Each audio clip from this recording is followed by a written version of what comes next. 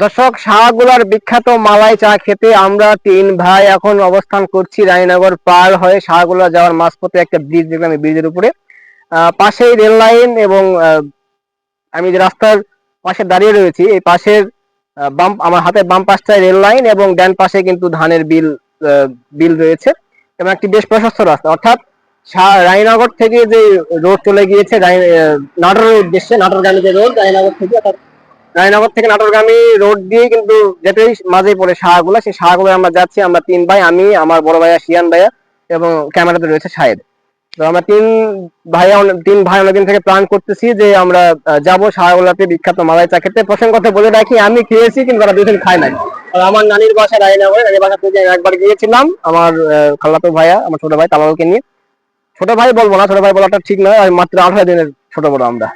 তো আইটি বাজে আমরা পড়তেছি। তো আমরা গিয়েছিলাম শাহগুলাতে চা খাওয়ার, মালাই চা খাওয়ার দিচ্ছে এবং চাটা খুব ভালো লেগেছে। পরবর্তীতে নানি বাসা থেকে সবাইকে নিয়ে আবার আমরা গিয়েছিলাম পরবর্তীতে গত রোজার ঈদে।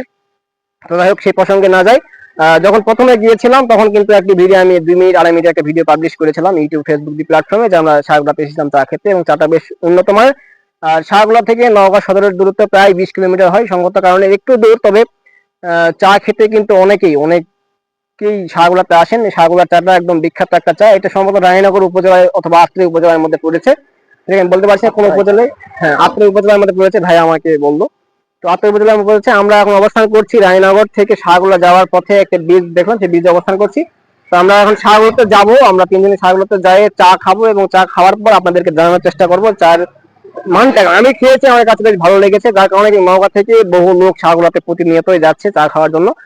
আর এই রাস্তাতে যাওয়ার একটি মূল উদ্দেশ্য হচ্ছে, অন্য রাস্তাতে যাওয়া যাবে, বাট এই রাস্তাতে আপনারা যদি যান সেক্ষেত্রে একটি সুন্দর মনোরম পরিবেশ উপভোগ করতে পারবেন। পাশেই বিল, এই পাশে রেল লাইন, মাঝে মাঝে ট্রেন আসবে, ট্রেন দেখবেন, অনেক সুন্দর একটি আবহাওয়া যেটা লাগে অনুভব করবেন। পাশাপাশি কিন্তু ট্রেনের সৌন্দর্য উপভোগ করবেন, পাশাপাশি কিন্তু রাস্তার ওপাশটায়, অর্থাৎ রাস্তার পশ্চিম পাশে কিন্তু বিস্তীর্ণ ধানের বিল, সেখানে কিন্তু প্রাকৃতিক সৌন্দর্য অনেক সুন্দর এবং পাশাপাশি ধানের বিল, বাংলার ফসলি মাঠ জুড়ে, অর্থাৎ যে ধান লাগায় কৃষক, সেই ধানের সৌন্দর্য আপনি উপভোগ করতে পারবেন।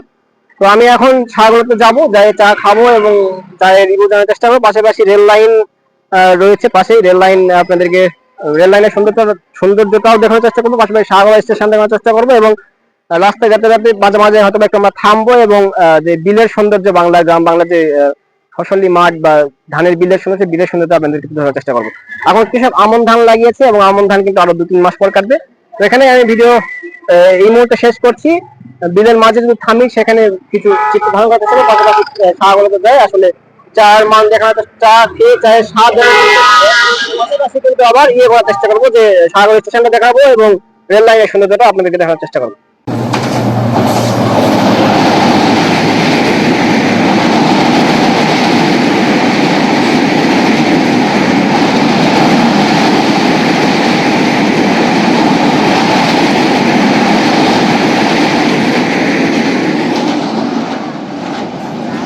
দর্শক, আমরা শাহগুল স্টেশনে চলে এসেছি। শাহগুল স্টেশনে শাহগুল স্টেশনের পাশে একটি মালাই চায়ের দোকানে আমরা ঢুকেছি। এই যে দোকান থেকে আমি কথা বলছি, এই দোকানের বয়স প্রায় 40 বছর। এই দোকানেই মালাই চায়ের জন্মটা হয়েছিল। শাহগুলের যে বিখ্যাত মালাই চা, নওগাঁ জেলা থেকে কিন্তু বহু লোক এখানে চা খেতে আসেন প্রতি দিনই। তো এখানে যে দেখছেন যে ভাইয়া চা দুধ গরম করছে বা দুধ গরম করে দুধ কিন্তু ঘন করা হচ্ছে। পাশাপাশি এখানে কিন্তু আসলে মালাই চা জমাটা হয়েছিল, যে দোকান থেকে মালাই চা নিচ্ছি এখানেই মালাই চায়ের জন্মটা হয়েছিল আজ থেকে প্রায় 40 বছর আগে। এবং পাশাপাশি কিন্তু বহু দোকান এখানে তৈরি হয়েছে এবং এখানে কিন্তু ভাইয়া যিনি দুধ নিলেন তিনি কিন্তু এখানে চা তৈরি করবেন, চা তৈরি করে আমাদেরকে পরিবেশন করবেন। এই যে কাপগুলো দেখছেন, এই কাপগুলো কিন্তু মাটির কাপ এবং এই কাপেই কিন্তু আসলে মালাই চা পরিবেশন করা হয়। অনেকে এটাকে মটকার চাও বলে থাকে। এই মটকার চা বলে না ভাইয়া? এখানে এটাকে অনেকে মটকার চা বলে থাকে। পাশাপাশি কিন্তু এটাকে মালাই চা বলেও ডাকা হয়। মালাই চা বলে অন্যতম কারণ হচ্ছে যে গ্লাসে চা দিয়ে উপরে মালাই দেওয়া হয়, সঙ্গত কারণে কিন্তু এখানে এই চাকে মালাই চাও বলা হয়ে থাকে।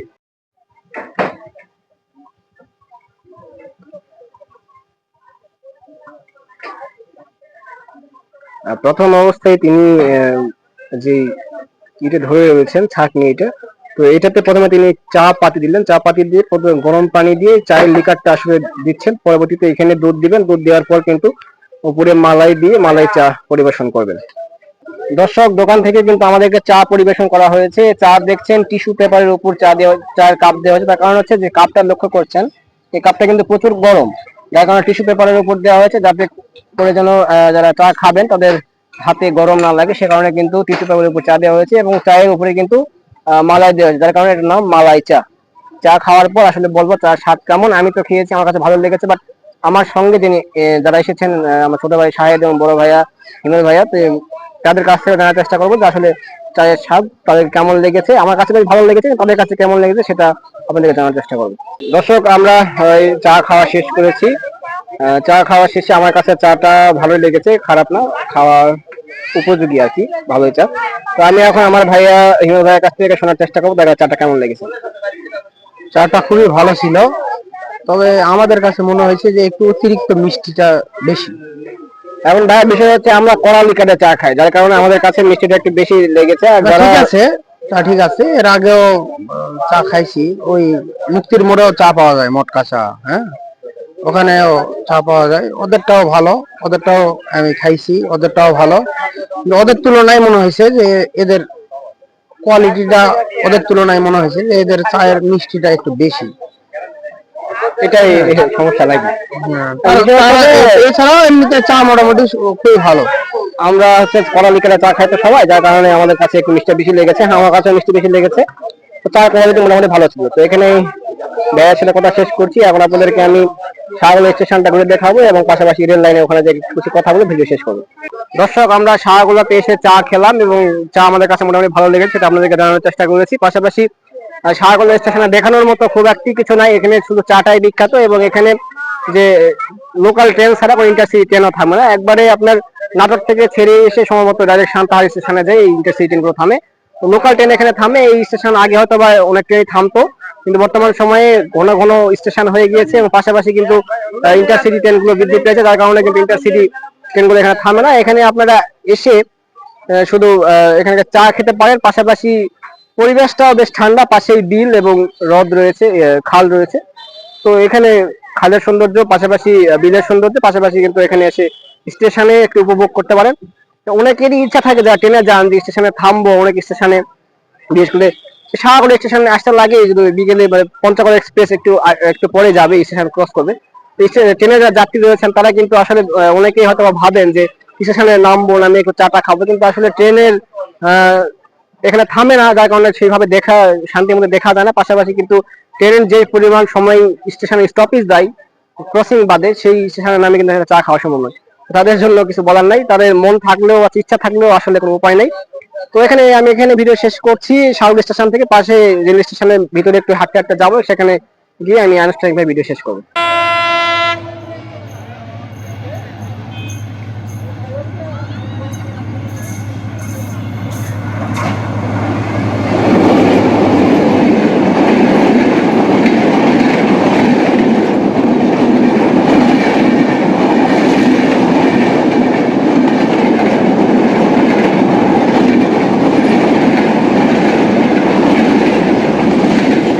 দর্শক, আমি শাহগোলা স্টেশনে চা খেয়ে শাহগোলা স্টেশন কিছুটা দেখার চেষ্টা করেছি, পাশাপাশি শাহগোলা স্টেশনের অদূরে রেল লাইনের উপর বর্তমান অবস্থান করছি এবং রেল লাইন থেকেই বললাম আপনাদেরকে আমি ভিডিও আনুষ্ঠানিকভাবে শেষ করবো, তার কারণে রেল লাইনের এদিকে একটু আসা। এই পাশটা লক্ষ্য করছেন, রেলের পাশে কিন্তু অসংখ্য গাছপালা আচ্ছন্ন, অর্থাৎ এই শাহগোলা স্টেশনে যদি আপনারা আসেন, শাহগোলা স্টেশনের সৌন্দর্যের পাশাপাশি কিন্তু রেল লাইনের উপর দিয়ে যদি একটু হাঁটেন, সেক্ষেত্রেও কিন্তু একটি মনোরম পরিবেশ উপভোগ করতে পারবেন। কারণ রেল লাইনের পাশেই রাস্তা, রেল লাইনের পাশে রাস্তার পাশে গাছ রয়েছে, পাশাপাশি রেল লাইনের পাশেও কিন্তু অসংখ্য গাছ রয়েছে। সঙ্গত কারণেই শাহগোলা স্টেশনে চা খাওয়ার পাশাপাশি শাহগোলা স্টেশন ঘুরে দেখতে পারবেন। পাশাপাশি পাশে ধানের বিল রয়েছে, আবহমান বাংলার গ্রাম বাংলার বিল, সেখানে কৃষক ধান লাগিয়েছেন, সেই সৌন্দর্য উপভোগ করতে পারবেন। পাশাপাশি কিন্তু রেল লাইনের উপর যদি হাঁটেন, সেক্ষেত্রে কিন্তু রেলের পাশে অসংখ্য গাছ এবং আজকে ওয়েদারটা একটু সুন্দর। তো এই সময় যদি আসেন, এরকমই ওয়েদার আশা করবো বিরাজ করবে, কারণ একটু পরে আধা ঘন্টা পরে মাগরিব আজান দিবে, এই সময়টাতে রোদ থাকবে না। এই সময়টাতে যদি আপনি হাঁটেন শাহগোলা স্টেশনে ও দূরে রেল লাইনের হাঁটেন, সেক্ষেত্রে কিন্তু একটি সুন্দর প্রকৃতি উপভোগ করতে পারেন, পাশাপাশি মানসিকভাবে প্রশান্তি উপভোগ করা সম্ভব। আসলে প্রকৃতির মাঝে গেলেই কিন্তু মানসিকভাবে প্রশান্তি অনুভব করা সম্ভব বা প্রশান্তি পাওয়া সম্ভব, যেটা কৃত্রিম কোনো জায়গায় গিয়ে সম্ভব নয়। একটি কথা বলে রাখি, যেহেতু আমি বললাম রেল লাইনের উপর দিয়ে হাঁটবেন, সেক্ষেত্রে একটি সতর্কতা অবলম্বন করবেন যে যে কোনো মুহূর্তে কিন্তু ট্রেন চলে আসতে পারে। সঙ্গত কারণে কিন্তু আগে পিছিয়ে খেয়াল করে হাঁটার চেষ্টা করবেন। তার কারণ আমরা বেশ কিছুদিন আগে একটা প্রতিবেদন দেখছিলাম, সেখানে দেখেছি যে ট্রেন কিন্তু ইন্টারসিটি যেগুলো ট্রেন ট্রেন যদি আমার পিছন থেকে আসে, সেই ক্ষেত্রে কিন্তু আমরা বেশি দূর থেকে আমরা শব্দ শুনতে পাই না। তার কারণ হচ্ছে গাছপালা থাকে, গাছপালা কিন্তু অনেক শব্দ শোষণ করে নেয়। সঙ্গত কারণে রেল লাইনের পাশে গাছপালা থাকে এবং যার কারণে কিন্তু গাছপালায় কিছুটা শব্দ ট্রেনের শব্দ নিয়ে নেয়। সঙ্গত কারণে কিন্তু ট্রেনের শব্দ আমরা সামনের দিক থেকে আহ সেভাবে শুনতে পাই না। আরো বৈজ্ঞানিক কারণ থাকতে পারে, আমি সঠিক বলতে পারছি না। তো অবশ্যই আপনারা ইয়ে থাকবেন, সতর্কতা অবলম্বন করে হাঁটবেন। পাশাপাশি আরেকটা কথা বলে রাখি, ইন্টারসিটি ট্রেন যে ট্রেনগুলো প্রায় 80 বা 100 কিলোমিটার স্পিডে আসে, সেই ট্রেনগুলো কিন্তু শব্দ আমরা অনুভব করি। আহ, আমি যে জায়গায় থেকে শব্দ অনুভব করব তার 10 সেকেন্ড বা 5 সেকেন্ড দূরে কিন্তু আমরা অধিকাংশ সময় শব্দ শুনতে পাই। অর্থাৎ ট্রেনের এত গতি কিন্তু অনেক দূর থেকে কিন্তু আমরা শব্দ শুনতে পাই না, যার কারণে একটা ঝুঁকির সম্ভাবনা থাকে। আর পাশাপাশি আরেকটি কথা বলবো যে স্টেশন রেল লাইনের উপরে হাঁটার সময় অনেক জায়গায় ট্রেন লাইন পার করে, যেখানে লাইন একটু সরাই দিতে হয়, সেই সব জায়গাগুলোতে আপনারা অ্যাভয়েড করার, সেই সব জায়গাগুলোতে একটু অ্যাভয়েড করার চেষ্টা করবেন। তার কারণ হঠাৎ করেই কিন্তু লাইন সরা দিতে পারে, সেখানে লাইনে যদি পা আপনি আটকে যায়, সেই সময়টাতে কিন্তু একটা দুর্ঘটনার সম্মুখীন হওয়ার সম্ভাবনা থাকে। তো আমি এখানে ভিডিও শেষ করছি। ভিডিও দেখার জন্য সকলকে অসংখ্য ধন্যবাদ।